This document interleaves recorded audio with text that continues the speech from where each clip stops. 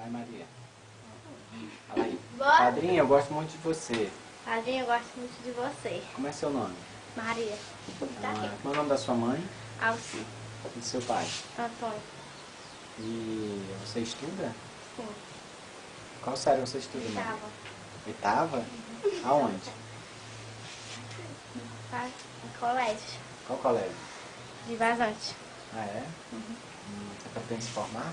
Sim. Você quer ser o que quando crescer? Sei não.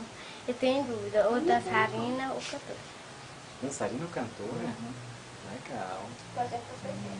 Você já dança? Mais ou menos. O que você gosta de fazer? Carnada. Eu gosto de fazer nada. Eu gosto de fazer carnada. Quase nada? Quase nada. Quase nada.